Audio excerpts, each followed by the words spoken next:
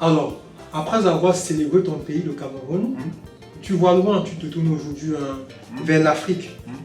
Donc c'est l'âme de l'Afrique. Donc cela montre en fait une certaine continuité dans ton parcours. C'est-à-dire que tu célèbres le Cameroun, ton pays, et après tu te retournes carrément vers ton continent. Depuis combien de temps travailles-tu sur cet album, l'âme de l'Afrique? L'âme de l'Afrique, c'est moins plus de 10 ans que j'ai travaillé sur le projet l'âme de l'Afrique. Plus de 10 ans. Hein. Parce que le dernier album, je l'ai fait en 2004.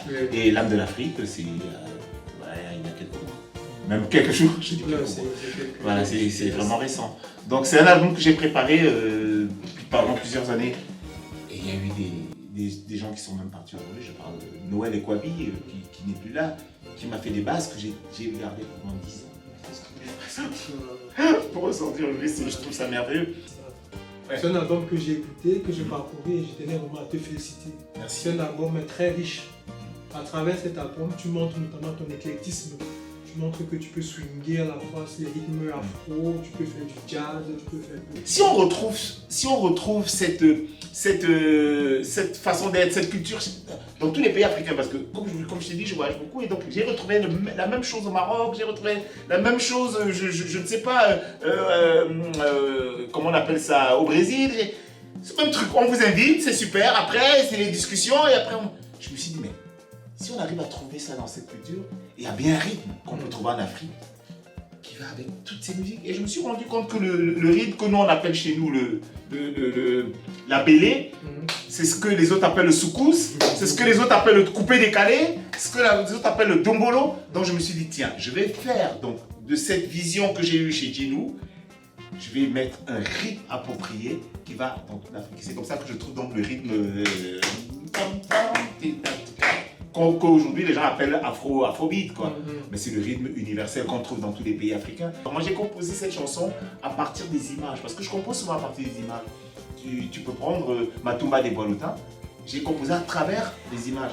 J'ai fait ça un peu comme une complainte, comme vous savez quand vous êtes dans un village, vous êtes dans une forêt et vous chantez. Je voulais entendre ça comme ça, tu vois.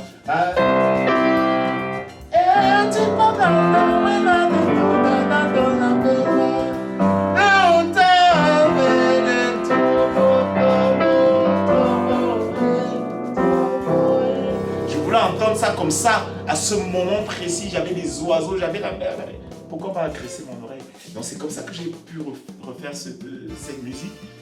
Comme je ne suis pas Douala évidemment, j'ai appelé un chanteur Douala que j'aime beaucoup, Joli Priso, pour chanter ça. Il faut qu'on salue aussi sa prestation remarquable sur ce titre. Ah non, mais le mec qui a assuré, je n'ai pas eu grand chose à lui dire. Hein. Il est arrivé, je lui ai juste donné les petits codes que je voulais. Le mec il a assuré quoi. Le mec il a assuré. Non, il n'y a rien à dire. Donc Justin, je disais que le temps de cet album, tu as su allier à la fois instruments traditionnels africains et instruments modernes. C'est quoi en fait le but de ce savant mélange, de ce savant dosage? C'est de servir la musique. C'est de servir la musique. Moi, je suis africain. Qu'est-ce que tu veux que j'emploie comme autre chose si ce n'est ma culture? Voilà. Je suis africain. Je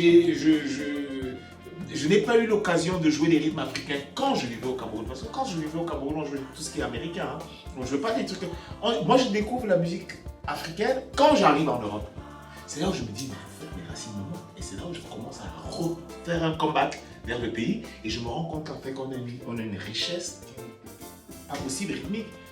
Donc c'est comme ça que j'arrive à rassembler donc, ce que moi j'ai appris en Occident et puis ce que j'ai emmené d'Afrique. Donc c'est en fait servir la musique. Ce mot servir la musique n'a l'air de rien, mais quand Manu me l'a dit aussi, il n'avait l'air de rien. Mais quand vous réfléchissez, en fait, moi je suis au service de la musique. Être au service de la musique, c'est quoi? Vous avez la musique qui est un vaste monde. Qu'est-ce que vous en faites? That's the question. Qu'est-ce que tu fais de ce vaste monde qui est de la musique? Tu as des rythmes dans tout le monde entier. Je suis content qu'il y ait Internet pour certains. Mais Internet, maintenant, comment j'écoute la musique? Moi, je voyage, je tape Sri Lanka, je vais écouter ce qui se passe au Sri Lanka. Je tape Zimbabwe, je vais écouter ce qui se passe. C'est comme ça que j'écoute la musique aujourd'hui. Je voyage dans le monde. Et donc, dans le monde, je vais piocher partout pour en faire une musique. Donc, c'est ma vision et c'est ça que j'appelle servir la musique. Parce que franchement, si c'est répéter ce qui existe, ça ne sert à rien. Moi, ça me saoule. Ça me saoule de répéter des trucs qui existent. Bon, quand c'est la musique commerciale, populaire, ou je travaille pour un artiste, bon, il veut ça, il veut quelque chose de répétitif parce que c'est dans sa vision musicale. Mais moi, quand je fais mon album, j'ai envie de voyager, j'ai envie de m'éclater. Sinon, ça ne sert à rien. Et dans cet album, tu réussis vraiment à nous faire voyager parce que... Ah, mais complètement. Mais moi-même, j'ai voyagé dans mon album. Moi, j'appelle cet album voyage parce que moi-même, je voyage à l'intérieur. Je l'écoute et je pars. Donc, en voyageant, on perçoit notamment ce syncrétisme musical dans des titres comme Conseil. On perçoit cela dans le titre Bonne Année, même dans l'âme de l'Afrique que tu as dit. Complètement. Et du coup, le titre Bonne Année nous fait voyager pour le Cameroun. Est-ce que tu peux donc entièrement nous faire voyager pour le Cameroun en nous faisant revisiter ce titre qui est, il faut le préciser, un titre original de l'orchestre Zoé Band. Alors, j'ai changé de langue.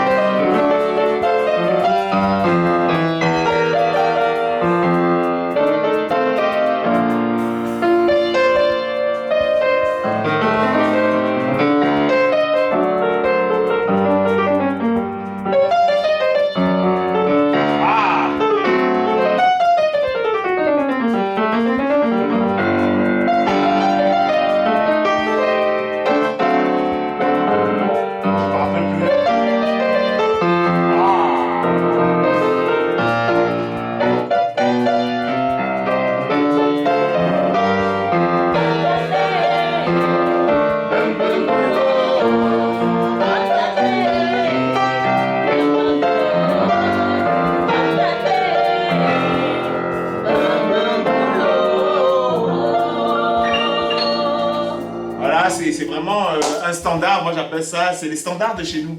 Donc c'est nous qui devons valoriser ces musiques-là. Les standards de chez nous, ils ont été les bandes. Moi j'écoutais ça depuis petit et j'écoutais ça sur un rythme merengue. Et le merengue, je ne sais pas si tu étais déjà né toi quand on avait le merengue.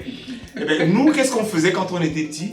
On suivait les mariages qui se passaient sur des camions. Je sais pas si tu as connu ça. Ouais, c'est Cherami de la capitale. Oh, non, tu es l'ancien quand même. Donc, on suivait ça et on était là, c'était et on était là derrière le camion et on dansait avec les mariés. Et elle dit, et toi et moi, ça fait deux. S'il y a un troisième, je coupe. Ah oui. Ah, ben oui, c'était comme ça. Donc. Et ça c'est resté. J'adore le merengue. J'adore le merengue. Donc, Bonne Année pour moi, c'est un standard. Donc, au-delà même des standards, en fait, tu fais surtout preuve d'ingéniosité dans cet album. Parce que notamment sur le titre Balembo Café, tu as eu en fait la brillante idée d'associer Roxanne Butterfly aux claquettes. Et le résultat est magique, c'est-à-dire que faire ce titre-là sur des claquettes, c'est tout simplement magique. Donc, je veux savoir d'où est venue en fait cette brillante idée en fait d'associer cette collaboratrice sur ce titre. Mais parce que c'est une collaboratrice que je rencontre lorsque je suis allé faire une jam. Enfin, c'est Brice Ouassi, le grand batteur Brice Ouassi qu'on connaît tous. Il faisait sa jam au piano. Et donc je vais voir Brice Ouassi, et je jam avec lui. Et pendant qu'on jam, il y a une danseuse qui est là, Roxanne Butterfly. Donc elle se met à danser, je trouve ça magique. Donc on se met à parler après, elle me dit, écoute, je suis Roxanne. Donc voilà, on se met en contact, on se change de numéro, et puis on se rappelle, je lui dis, écoute, franchement, tu es une super danseuse, j'adore ce que tu fais, comment on pourrait travailler? Est-ce qu'on peut collaborer ensemble? Elle me dit, bien sûr. Je dis, mais sur des rythmes. Elle me dit, d'accord, je suis prêt à relever le challenge. C'est comme ça, je me dis, pour relever le challenge, je pars sur un rythme de l'Ouest. Évidemment, moi je suis originaire de l'Ouest. J'adore tout ce qui est Benzikin, Mambabeu et tout ça. Donc c'est comme ça que je rentre dedans. Et je vois que vraiment elle a du rythme, c'est une grande artiste. Donc c'est comme ça qu'on a monté ce projet. Et puis voilà. C'est vraiment une rencontre comme ça de nuit, comme beaucoup d'artistes se rencontrent dans la nuit et tout. C'est une rencontre de nuit et puis ça se passe très bien. Là on est en train d'essayer de monter vraiment un spectacle dessus et il y a des demandes. Donc c'est vraiment une idée ingénieuse. C'est unique. Unique et ça te représente en fait, ça dit que quelqu'un qui est tout le temps dans la rencontre, le mélange voyage et qui ne veut pas faire des choses qui tournent en rond. Quelqu'un qui Je vais me répéter. Je vais me répéter. Moi, quand ça existe, ça ne m'intéresse pas. Quand ça existe, ça ne m'intéresse pas. Il faut qu'on parle du balafon. Quel est ton rapport avec cet instrument et d'autres instruments africains? Parce qu'au-delà du balafon, il y a plusieurs instruments africains dans ton balafon qui sont des pays ou autre chose. Djembé, la kora, le balafon. Bon, tout ça, c'est des instruments qui font partie de l'âme de l'Afrique. C'est-à-dire que je ne conçois pas un instrument africain sans parler du kora ou du balafon. Quand vous écoutez Maurice Kanté jouer de la kora, moi j'ai écouté des musiciens d'Afrique de l'Ouest. Quand ils jouent de la kora, c'est une magie. C'est des griots. Il prend la kora, il peut jouer comme ça pendant 2 jours non-stop. Au balafon, c'est pareil. Moi, quand je vais au Cameroun, je vois des musiciens de balafon jouer des heures et des heures sans s'arrêter. Je me dis, mais comment ils peuvent faire? Mais en fait, ils ont du plaisir à le faire. Pour eux, ce n'est même pas une corvée. Pour eux, c'est un plaisir. Ils rigolent, il a sa bière là, il balance sa bière. Il y a de la basse, accompagnement et solo. Mais quand vous voyez ça, moi, je reste souvent comme ça. Je me dis, les gars, ils sont bons. Les gars sont bons. Et donc c'est comme ça que j'ai eu l'idée de les balafons, on les trouve dans beaucoup de pays africains. La kora, pas dans beaucoup de pays africains, mais dans la plupart des pays de l'Afrique de l'Ouest, il y a la kora.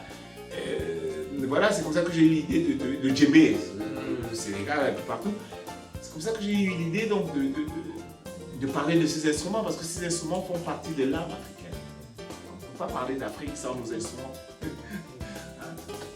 Au début, tu parlais de cet album en fait, qui est en fait un voyage.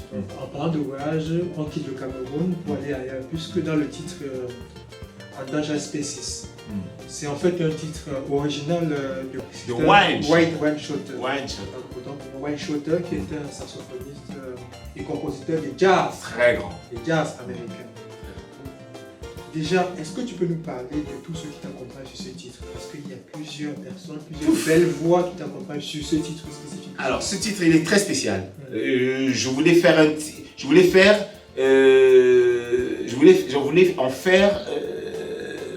de ce titre un titre africain. Donc, la première des choses, c'était de changer le rythme, de le rendre en africain. Donc, j'ai mis un rythme africain. Un rythme qu'on retrouve dans les pays du Maghreb, on va appeler le chabi. Comme ça, c'est le chabi dans les pays du Maghreb, parce que moi, je suis un amoureux des pays du Maghreb. Alors, ça, c'est chez moi là-bas. Donc, on trouve ce rythme beaucoup au Maroc, en Algérie et tout. Et donc, je prends ce rythme, qu'on appelle chez nous, on peut appeler le bikuti ou le magambeu, enfin, comme on veut. Donc, je prends ce rythme comme étant la base de cette musique. Et je me dis maintenant, avec toutes les harmonies que One Shorter me donne, parce qu'il y a beaucoup d'harmonies, toutes les harmonies que One Shorter me donne, comment je peux intégrer ça? Alors, One Shorter le fait en 4-4. 4-4, c'est 1, 2, 3, 4. Et moi, je le fais en 6-8. 1, 2, 3, 4, 5, 6. Voilà.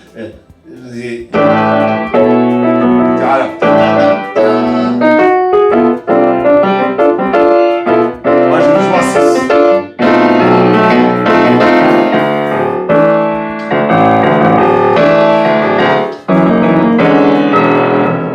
Moi, je le joue en 6-8. Alors que One Shot, on l'a fait en 4-4 pour redonner ce. Parce que le 6-8, on aura beau dire, c'est notre musique, c'est notre rythme, c'est le rythme africain. C'est là où quand tous les Africains savent danser le 6-8. Quand ça dose là, non, c'est chez nous. Donc moi je le refais en 6-8 parce que déjà j'aime beaucoup le 6-8 et puis le 6-8 joue à l'africaine, parce qu'il y a d'autres 6-8, mais le 6-8 joue à l'africaine, j'aime beaucoup. Il y a quelques voix qui t'accompagnent. Alors, les voix qui m'accompagnent, je fais appel à Charlotte, je voulais dire Charlotte Bago, paix à son âme. Je fais à Georgette Pence. Georgette Pence, c'est une chanteuse d'origine camerounaise que moi j'ai rencontrée dans les réunions, un peu quand je vais dans les réunions du Cameroun. Et elle parle Haoussa. Et moi je voulais de la Haoussa là-dedans, je voulais un truc original. Donc c'est elle qui commence. Un truc magnifique. Donc, elle m'écrit les paroles en Haoussa. Bon, après, c'est peut-être pas très bien prononcé. Bon, bref, j'ai fait ce que j'ai pu. Et à la fin, je rentre dans du Bangladesh, dans le rythme de l'Ouest. Et là, je ne pouvais qu'appeler une seule. C'est Macha. Macha, c'est une chanteuse camerounaise qui a été vraiment très proche de Manu Dibango et tout, et donc je connais sa voix qui est une voix suave, qui est une voix machin. Et quand je fais... alors, elle me ramène ça avec le côté bamileke, mais du village, quoi, parce qu'elle a une voix vraiment... J'étais obligé de garder, donc c'est... Et puis, bon, évidemment, les percussions, il fallait un percussionniste pour rendre ça vraiment rythmique et tout ça. Donc j'appelle qui? Guy Wongan. Guy Wongan, que tout le monde connaît, le percussionniste, l'ancien percussionniste de Manu, qui lui-même fait sa propre carrière. Donc c'est Guy Wongan qui est aussi aux commandes dans cet album. Et bon, Conti Bidon, tout le monde le connaît. Enfin bref, il y avait toute la team. Guy Sanguet. Guy Sanguet, on ne peut pas parler de ce titre sans parler de Guy Sanguet, parce que Guy Sanguet, déjà, c'est mon pote. Hein? Et quand j'ai fait l'arrangement, il me dit, il a joué tout l'album, après il m'appelle, il me dit, tu sais, je suis jaloux de ton arrangement de cette chanson. Parce que là, tu as quand même fait quelque chose. Je lui ai dit, ben, écoute, d'ici ça vient de toi, ben, banco, merci, c'est que c'est du bon. Voilà. D'autant qu'on est parti en fait d'un album jazz pour faire tous ces syncrétismes et avoir ce résultat. Ben, voilà. C'est ça, servir la musique, c'est ça. Justement, en parlant de servir la musique, quel est ton rapport donc avec le jazz? Mais mon rapport avec le jazz, c'est comme une fondation. Quand vous faites une maison, vous avez besoin d'une fondation. Et une fois que la fondation est solide, vous pouvez bâtir la maison. Et bien moi, le jazz m'a permis d'avoir une base musicale solide. Et bien avec cette base musicale solide, je peux faire ce que je veux.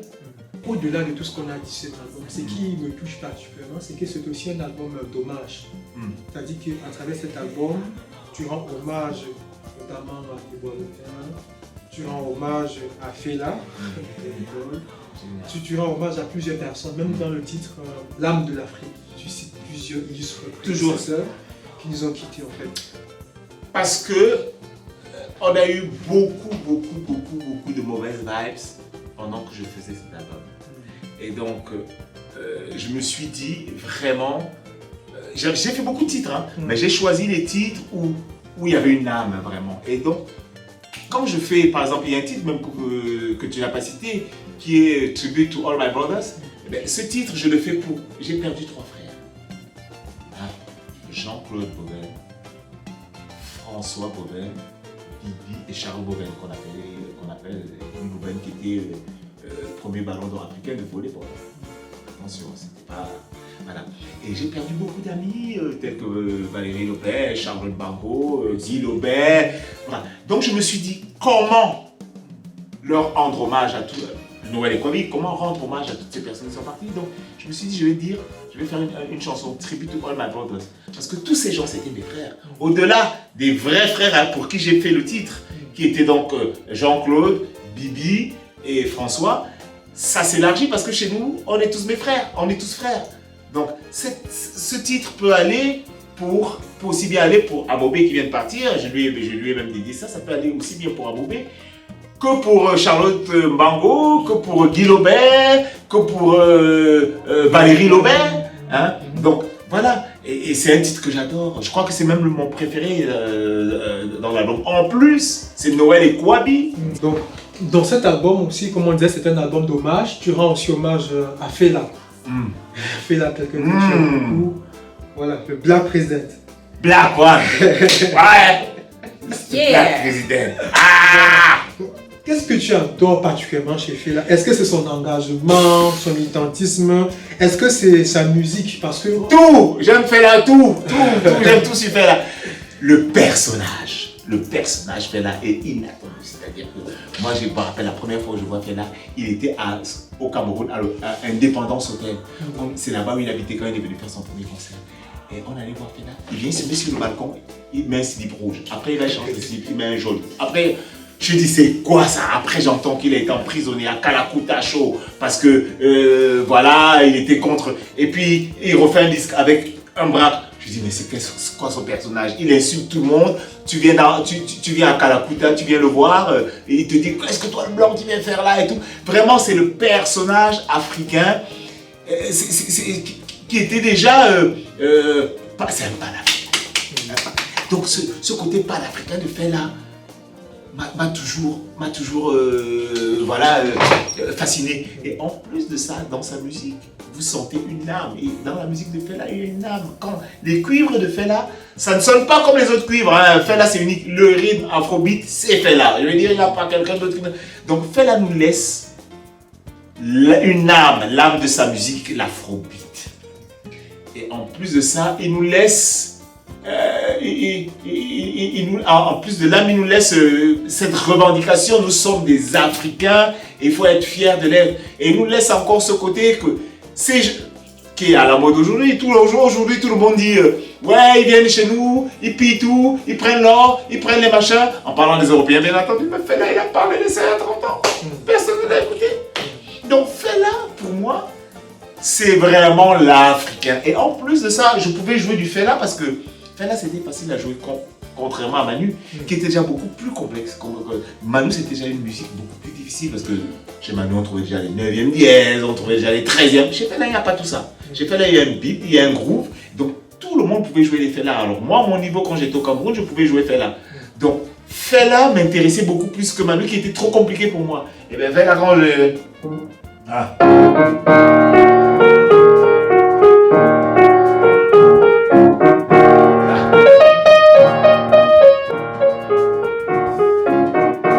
Fela. Et bien, tout le monde pouvait jouer du Fela. Allez, Aaron, joue que sur les touches noires. Allez, tu joues que sur les touches noires. Hein. Tu touches que les touches noires.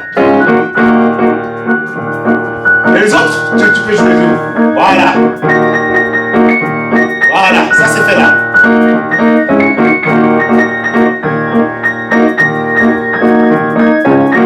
Et ça c'est Fela. Donc, tout le monde pouvait jouer sur les touches noires. Donc, on arrivait à faire du Fela. Alors que maintenant, c'était plus compliqué. Ça, il fallait se préparer. Et donc, en plus, il y avait du rythme, il y avait des trucs, et puis c'était vraiment la star, quoi. Alors, son histoire, il a épousé 24 femmes, 27 femmes, vraiment, il a Kalakuta, il est riche, il est machin, vraiment, il prend la voiture, il achète une voiture présidentielle, il coupe le toit, il met du bois dedans, il va au marché, alors que le président croit qu'il a une super bagnole, ben, je fais la chaîne la même. Enfin, il y avait tellement de légendes sur lui, que franchement, quand vous avez 15 ans et que même moi, Fela, c'est les années 70, Fela, c'est dans les années 70, quand vous êtes gamin et que vous avez cette légende comme ça et tout un... Non, Fela, c'est l'âme de la... Ah non, Fela, c'est Fela. Ce qui nous marque surtout dans cet album, c'est que tu as eu la géniale idée de t'accompagner d'une équipe choc. Alors, toute une équipe de professionnels qui sont avec toi. Est-ce que tu peux nous citer quelques noms de personnes qui t'ont accompagné dans ce projet? Alors, je ne les ai pas tous dans la tête, mais tu vas m'aider. Alors, il y a qui dans ta liste là? Donc, Jolie Priso. Alors, Jolie Priso, c'est lui qui a joué pour Matumba, donc un chanteur que j'aime beaucoup, avec qui j'ai l'habitude de travailler. Guy Wonga. Guy Wonga, c'est le percussionniste qui a travaillé avec Manu, qui a travaillé avec beaucoup d'autres, et qui travaille avec beaucoup d'autres. Donc il y a un percussionniste magnifique qui m'a fait toutes les percussions. Christian Dia. Il y a Christian Dia aussi, qui a fait les percussions dans Matumba. Oui. Bobin Guimé. Bobin Guimé a fait toutes les guitares, toutes les guitares. Hein, pratiquement, il n'y a que 2 titres où il n'a pas fait les guitares. Bobin Guimé, moi j'étais un ami au grand frère de Bobin Guimé, Oscar, on a joué au Philanthrope ensemble. Donc c'est comme ça que Bobin Guimé et moi, on a une relation particulière. Alors Baptiste. Alors Baptiste, c'est un guitariste français avec qui je travaille dans une autre formation, qui est simplement pour moi mon Santana, moi. Voilà, très talentueux, j'adore. Guy Sanguet. Guy Sanguet, complice de toujours, ça il n'y a même rien à dire. Guy Sanguet, l'appel est meilleur, et toi, qu'est-ce que tu vas encore le titre de l'Ouest? Il est toujours là, et c'est un mec merveilleux, j'adore. Richard Epessay. Richard Epessay, il est aussi venu jouer pour Matumba, parce que, bon, Richard Epessay, c'est quand même notre éboilotin dans son genre, donc je tenais à ce que ce soit lui qui fasse la basse. Noël Ekwabi. Noël Ekwabi, c'est le regretté. Noël Ekwabi, pas son âme. C'est quelqu'un avec qui j'avais une affinité particulière parce que Noël venait très souvent ici à la maison pour passer simplement des soirées sympathiques. Hein. Il venait avec Djilou, on passait des soirées. C'est d'abord un ami, même avant de parler du côté musicien, c'était un ami très cool. Même fait gaffe au soleil. Et chaque fois qu'il venait, Noël Ekwabi voulait son Coca-Cola. C'était le sponsor de Coca-Cola. Conti Bilon. Conti Bilon. Tout le monde connaît Conti, le fameux batteur Il n'y a rien à dire sur Conti Bidon, c'est un grand batteur. Alex Queen. Alex Kim aussi, qui est un très bon batteur, qui a commencé le projet avec moi. Et puis voilà, après on a appelé Guy, on a appelé Conti. Bref, c'était une bonne équipe. Hein. Bon, je vais citer quelques personnes, pour n'oublier personne. Voilà, on avait Hervé le bongo. Hervé le bongo a joué au sax dans A Dangerous Spaces. J'aime bien son toucher, donc j'ai pas grand chose à dire. Il y avait Macha que tu as évoqué précédemment. Il y avait Georgette Pance. Oui. Jean-Paul. Jean-Paul, c'est le percussionniste. Non, le balafoniste, pardon. Le balafoniste que j'ai rencontré comme ça par hasard, je ne sais plus par quel biais. Donc voilà, j'ai trouvé qu'il avait un bon jeu. J'ai fait appel à Jean-Paul. Non, et puis les couleurs marchaient. Ruth Cotton qui était étincelante au cœur. Voilà, Ruth Cotton, c'est Jolie Priso qui me parlait. Elle est super, elle fait les cœurs, elle est magnifique et tout. Bon, je connaissais déjà le nom quand même. Hein. Donc c'est comme ça que je l'appelle et puis elle était partante, elle est venue, on s'est amusé l'après-midi. Bon, je veux aussi citer Djanounou. Djanounou, ça c'est l'équipe de la Guinée-Bissau parce que moi je suis un actionnaire de la Guinée-Bissau. Ma deuxième nationalité c'est la Guinée-Bissau, j'adore. Oui, je travaille avec beaucoup de musiciens de la Guinée-Bissau, notamment Naka, Ramiro Diaz, Sidonio, País, Zalika. Et Benya Tsotso qui était. Benya Tsotso la danseuse, tiens, bravo de me rappeler. Benya Tsotso la danseuse magnifique. Voilà, moi c'est mon autre cœur là-bas, la Guinée-Bissau. Justin, on n'a pas vu le temps passer. Nous arrivons donc au terme de notre interview. Alors, où trouver ce magnifique album? L'album, on le trouve sur tous les réseaux, tous les réseaux sociaux. Sinon, chez Inuit Distribution. Inuit, I-N-O-U-I-E. Distribution. Vous avez tous les liens. Sinon, vous pouvez vous abonner sur ma page Facebook, YouTube, Instagram et tout ça. Et vous allez avoir tous les liens pour trouver l'album. Mais l'album, il est en distribution Fnac, Carrefour. Et on le trouve aussi sur toutes les plateformes de écoute en ligne. Exactement, toutes les plateformes. Spotify, voilà. etc. C'est partout avec cette belle boîte de distribution.